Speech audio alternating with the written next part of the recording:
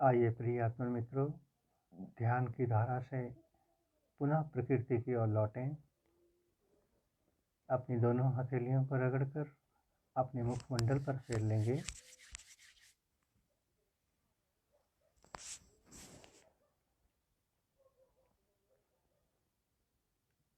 प्रभु की अपार कृपा से हम सभी साधकों को कुछ पल के लिए ध्यान में बैठने का सौभाग्य प्राप्त हुआ।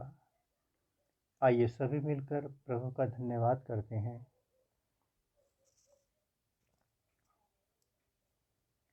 ओम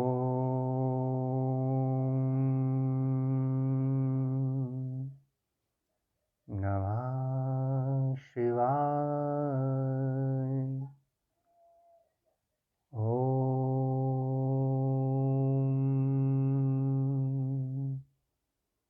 नमः शिवाय। ओम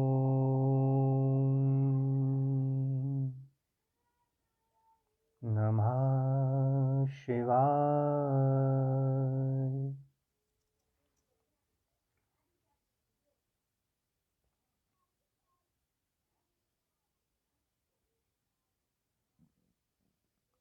प्यारे साधकों, ये हिमालय भी बहुत अद्भुत है। इस हिमालय की ऊर्जा अद्भुत अद्वितीय है।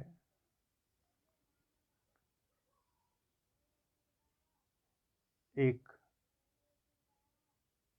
अपने जीवन का दृष्टांत एक प्रैक्टिकली आप सबके सामने रख रहे हैं, और हम जानते हैं ये हमारा ही नहीं, जो भी साधक, जो प्यासी आत्मा है, जो सच में प्यासी आत्मा है और जो हिमालय की ओर बढ़ गई है, उसके जीवन में कितनी ट्रांसफॉर्मेशन हुई है, वही साधक जान सकता है, वही जान सकता है।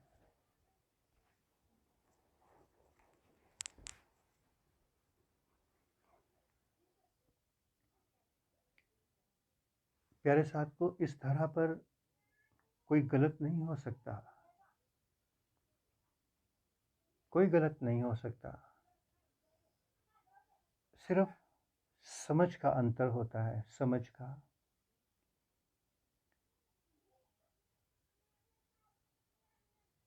अगर एक इंसान कम पढ़ा लिखा है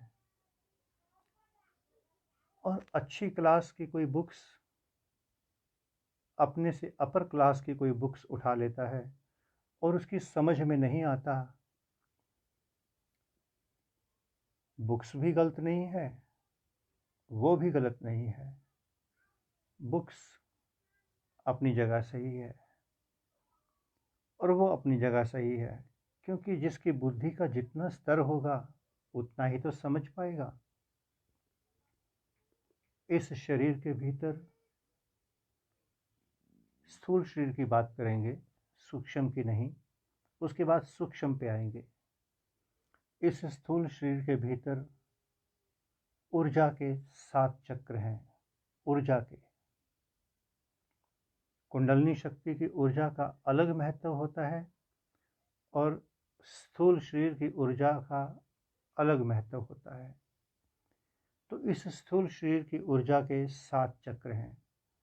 जैसा कि योग में बताया भी गया कि मूलाधार से सहस्रार तक, वास्तव में तो ये मूलाधार से सहस्रार की यात्रा सूक्ष्म शरीर की यात्रा है। सूक्ष्म शरीर के भीतर ये चक्र आगे की ओर खुलते हैं। यूं कहूं कि सूक्ष्म शरीर एक इलेक्ट्रिक बॉडी है, उसके आगे और पीछे का कोई सवाल नहीं होता, सिर्फ बताने के लिए है कि आगे की ओर खुलते हैं। सूक्ष्म शरीर टोटल एक इलेक्ट्रिक बॉडी है, ट्रांसपेरेंट, आर पार, वो कहीं से भी कहीं भी जा सकती है और कहीं भी किसी भी पर्वत के भीतर से, जैसे लेज़र गन काम करती है, लेज़र टेक्नोलॉजी जो है वो भूमि के धरातल में, भूमि के गर्भ में कहीं भी भेजी जा सकती है। कितनी ही गहराइयों तक उस लेज़र गन के द्वारा काफ़ी कुछ जाना जा सकता है। इस पहाड़ के उस और क्या है, सब जाना जा सकता है विज्ञान के द्वारा, लेज़र गन के द्वारा। ठीक उससे भी एक कई गुना एडवांस हम सब के भीतर सूक्ष्म शरीर है, जिसकी कोई सीमा ही नहीं है, कोई सीमा नहीं है। किंतु इस सूक्ष्म शरीर को गति करने के लिए जो ऊर्जा चाहिए वो योग से मिलती है, ध्यान से मिलती है। इसलिए आत्मा का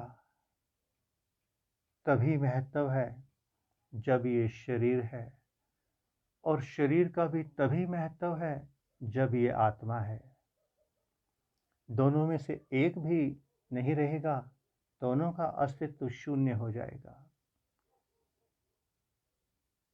स्थूल शरीर की ऊर्जा सूक्ष्म शरीर को प्राप्त होती है स्पाइनल कोड, सिल्वर कोड के द्वारा।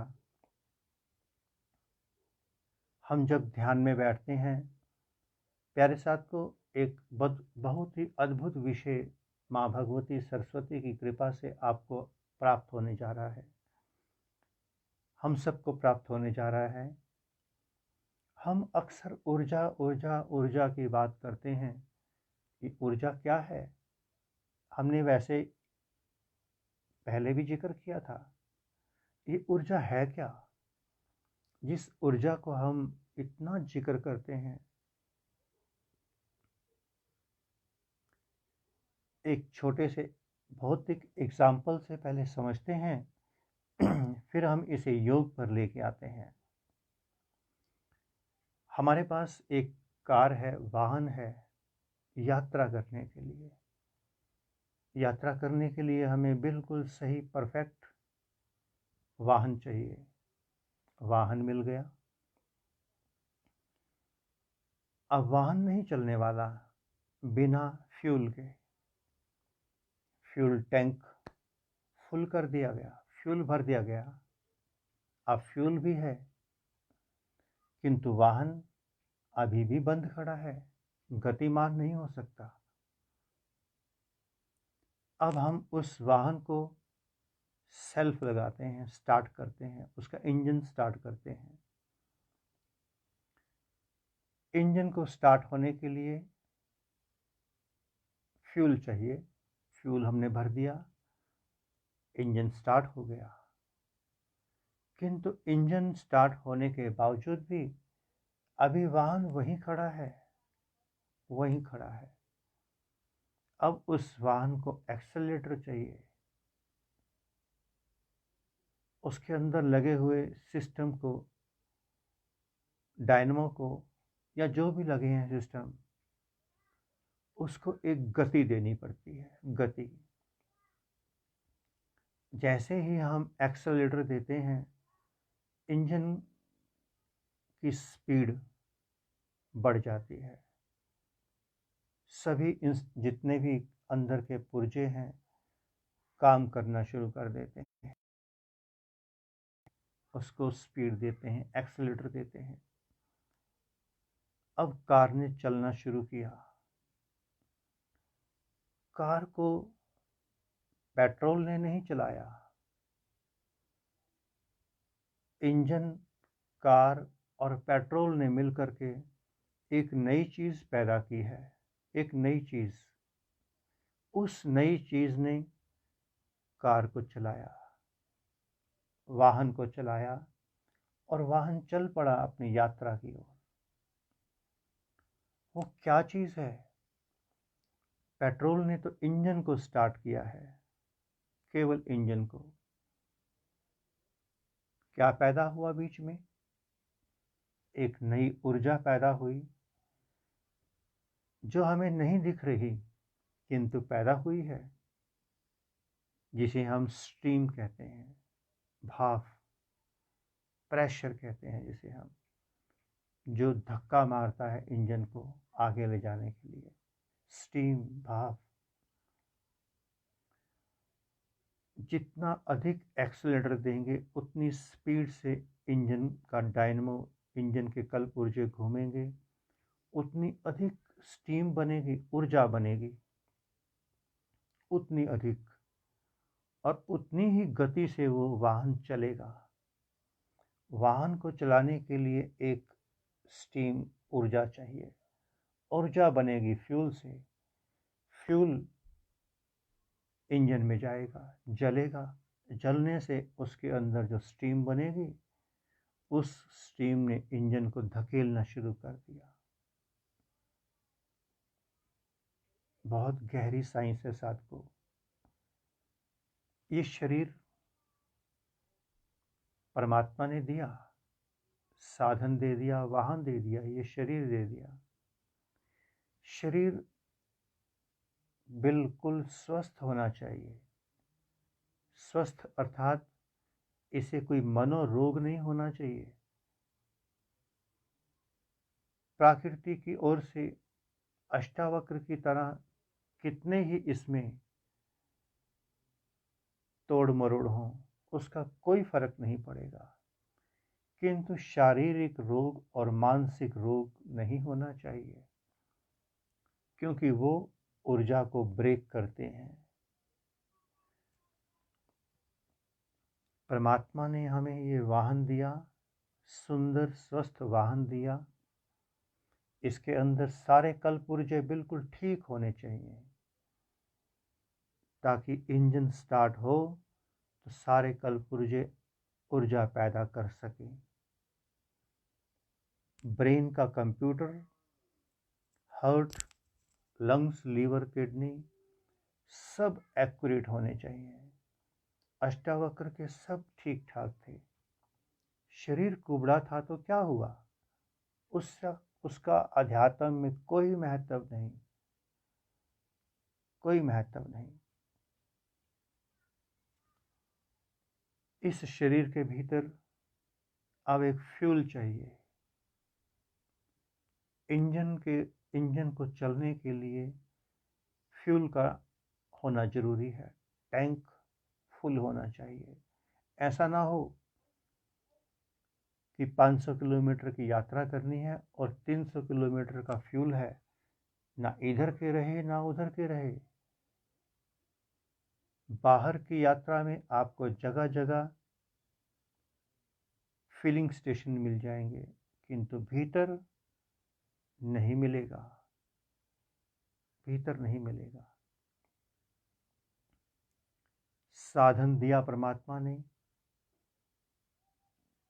अब इसमें फ्यूल भरना है। आप जितनी भी एनर्जी लेते हैं, भोजन लेते हैं, भोजन जितना अधिक मात्रा में बैलेंस्ड, सुंदर, सात्विक भोजन लेते हैं। अगर आप तामसिक भोजन लेंगे, पेट्रोल में अगर अधिक कचरा होगा, फिल्टर चोक हो जाएंगे, मिसिंग मारेगी गाड़ी, रास्ते में रुक जाएगी, गर्म होगी। अगर बिल्कुल प्यूरिफाइड पेट्रोल होगा, कोई दिक्कत नहीं आएगी। जितना सात्विक भोजन होगा हमारा, जो धरती माता की देन है, जितना सात्विक, सुंदर, बैलेंस्ड और प्रचुर मात्रा में भोजन होगा, ये फ्यूल है आपका, फ्यूल। इससे हमारे भीतर सीमन पावर बनेगी। सीमन पावर का होना पर्याप्त नहीं है यात्रा के लिए, बिल्कुल पर्याप्त नहीं है। अभी तो आगे इसको और यात्रा देनी है। पेट्रोल तो भर दिया, अब हम सेल्फ मारते हैं। सेल्फ क्या है? योग का सेल्फ है मेडिटेशन, ध्यान। आप ध्यान में बैठे, ध्यान में बैठते ही आप जैसे ही इस शरीर से डिस्कनेक्ट होते हैं। समस्त कर्म इंद्रियां, ज्ञान इंद्रियां, मन एक और हो जाता है। आपकी सुरती लगती है, आप शिव नेत्र से जुड़ते हैं।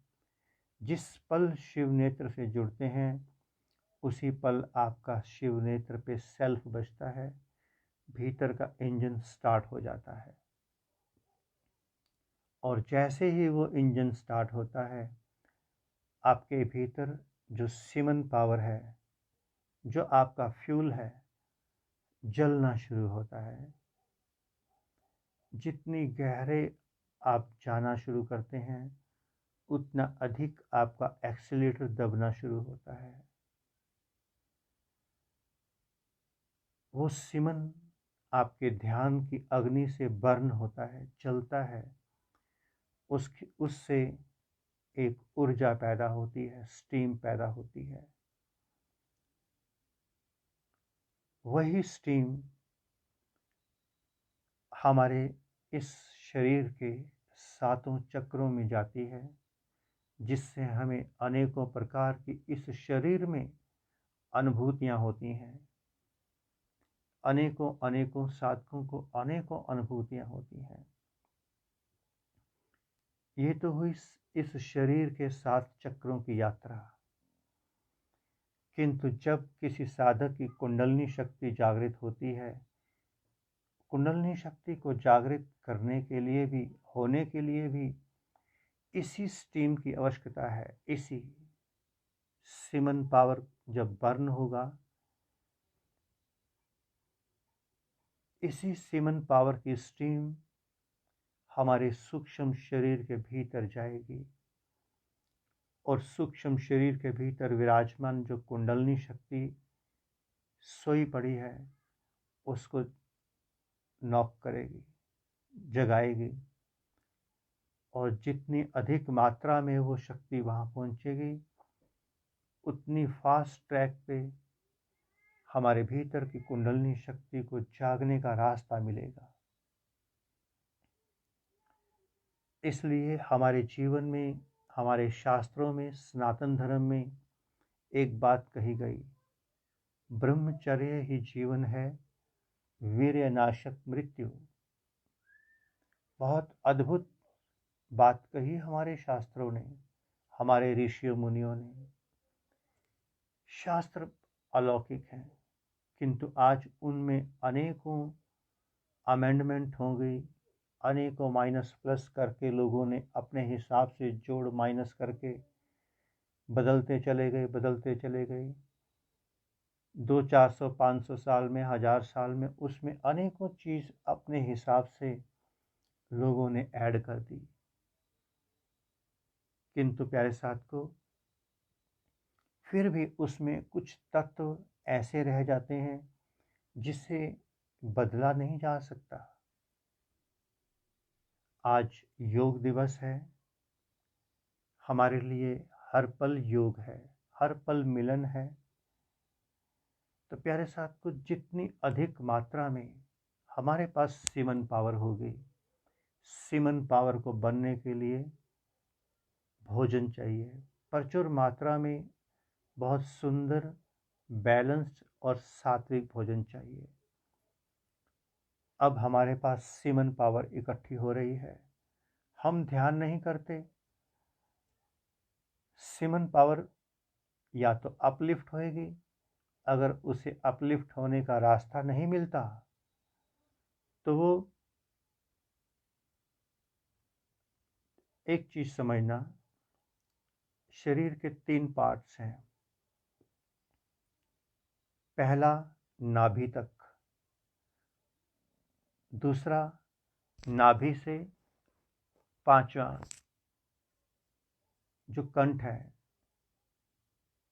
वहां तक, उसके बाद कंठ से ऊपर शिव नेत्र तक। अगर साधक की ऊर्जा को रास्ता नहीं मिलता तो वह नाभि चक्र तक, मूलाधार से नाभि तक ऊपर नीचे होती रहती है और यहीं पर हमारे वासनाओं के द्वार हैं और वासनाओं के माध्यम से ये ऊर्जा बाहर खर्च होती रहती है, वेस्ट होती रहती है। और जैसे ही साधक किसी प्रकार की साधनाओं में लगता है, सेवाओं में लगता है, तो उसकी ऊर्जा शक्ति थोड़ी अपलिफ्ट होने लगती है, तीसरे चक्र को भेदन करके ऊपर पहुंचती है, उसके भीतर की तमस और रजस विदा होती है, वो सात्विकता की ओर बढ़ जाता है, धर्म की ओर बढ़ जाता है। सात्विकता अर्थात धर्म। धीरे धीरे वह यात्रा उसकी आगे पहुंचती है शिव नेत्र की ओर। जैसे ही साधक शिव नेत्र की ओर बढ़ता है, धर्म और अधर्म, पाप और पुण्य, इन दोनों संसार से मुक्त हो जाता है, मुक्त होने लगता है। आज्ञा चक्र से पहले और नाभि चक्र से ऊपर धर्म का संसार है। ये सही और ये गलत, ये धर्म और ये अधर्म, एक सात्विक संसार जिसमें हम पूजा पाठ, जप, तप, व्रत, बंदगी, दान पुण्य, ये सब आ जाते हैं, सात्विक संसार। किंतु आज्ञा चक्र पे जब हमारी ऊर्जा पहुंचती है, साक्षी दृष्टा हो जाता है साधक। अब उसके भीतर किसी प्रकार का कोई पाप नहीं, किसी प्रकार का कोई पुण्य नहीं, क्योंकि आज्ञा चक्र पर पहुंचने के बाद साधक की तृष्णाएं, इच्छाएं, वासनाएं सब विदा हो जाती हैं और उससे पहले साधक के भीतर इच्छाएं, जिज्ञासाएं, वासनाएं, तृष्णाएं बनी रहती हैं, जिस कारण से उसका पाप और पुण्य का संसार बनता और बिगड़ता रहता है। तो प्यारे साथियों, ये सारा खेल ऊर्जा शक्ति पर खड़ा है। इसलिए हमारे शरीर में इतनी अधिक ऊर्जा, इतनी अधिक सिमन पावर इकट्ठी हो जाए कि जब हम अध्यात्म की यात्रा पर उतरें तो ये हमें डेस्टिनेशन तक पहुंचा सके। अन्यथा साधक डेस्टिनेशन से पहले बहुत दूर रह जाता है, बहुत दूर रह जाता है। प्रिय आत्मन मित्रों, प्यारे साथियों, आप सभी अपने जीवन में एक चीज देखते होंगे, एक अनुभव देखते होंगे।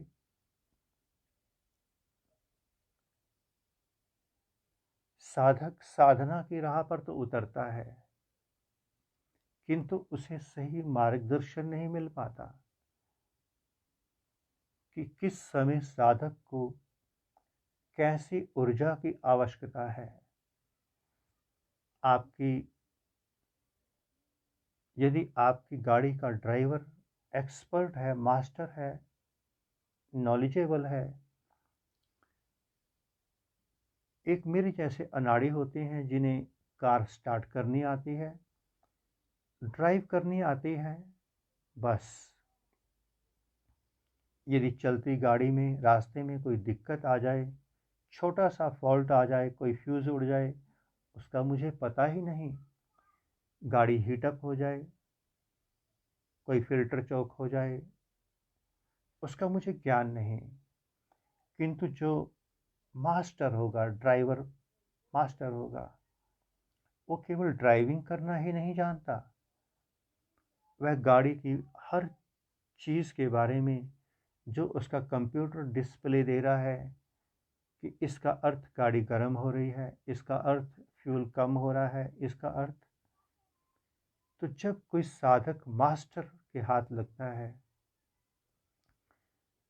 मास्टर उस साधक को समय समय पर उसकी ऊर्जा बदलता है, उसके साधन बदलता है, उसका भोजन बदलता है कि साधक को कब किस स्थिति में क्या लेना है, उसका फ़िल्टर कैसे चौक हो रहा है, कहाँ बदलना है, ये मास्टर जानता है।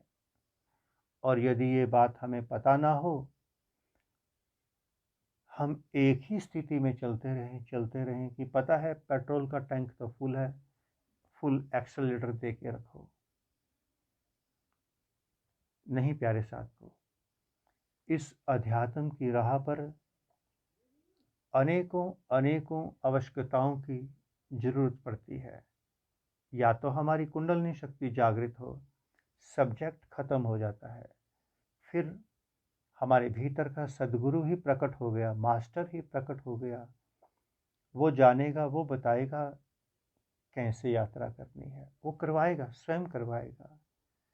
किंतु जब तक हमारी कुंडलिनी शक्ति जागृत नहीं है और हम यात्रा पर उतरे हैं, फिर हमें मास्टर चाहिए।